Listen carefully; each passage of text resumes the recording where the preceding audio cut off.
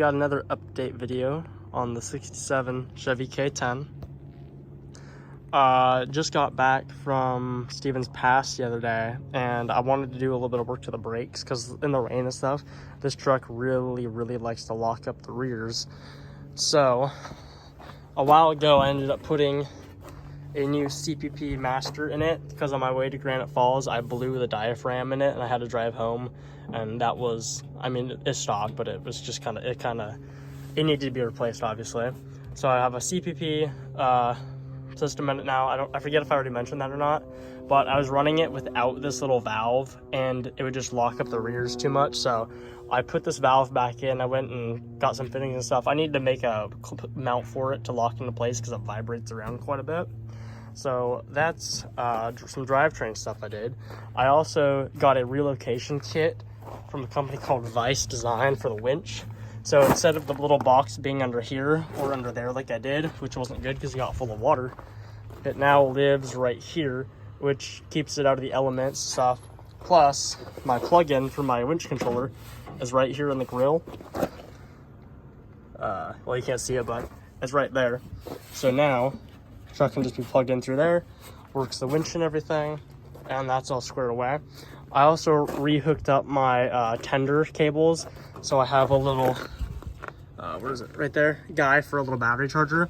I need to put a fuse on it. It doesn't have one on it, which is why I didn't put one on, but I need to have it on for winter just because it makes life a little bit easier sometimes. So I'll add a fuse on that. The truck also got a completely brand new dash harness because I had a cigarette lighter burn the wire, and the harness was just a mess. It had splices everywhere, and it was really time for it. So the truck got a dash harness. Makes it a whole lot more reliable, in my opinion, for things working. My heater stopped working because of it. My radio is being finicky, so that's all good now and happy. I think it was like 400 bucks, not bad, but I mean, obviously wasn't very fun. I need to paint the steering column because it's getting super chipped up and it's kind of bugging me right now.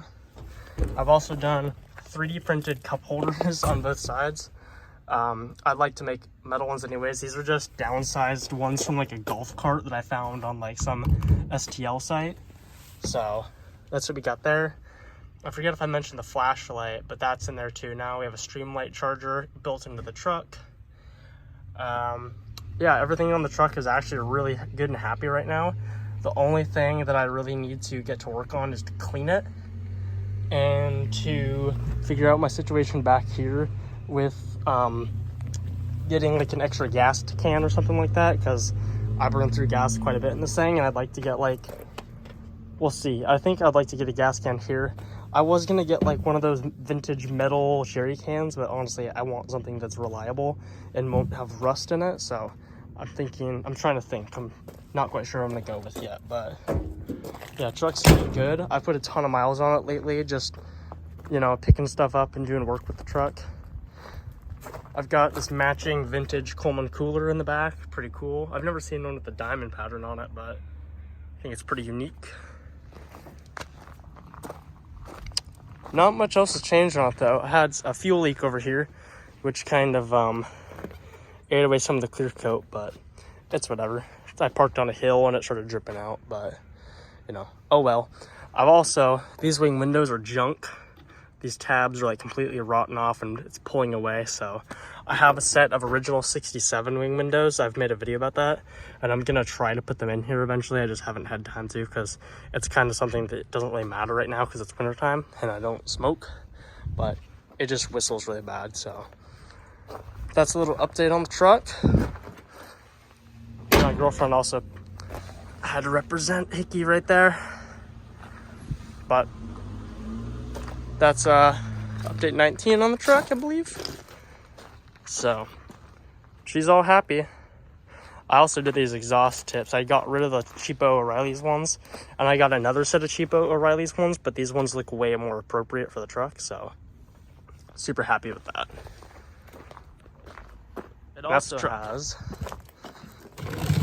this weather guard box in here. It makes it look like an old school style toolbox.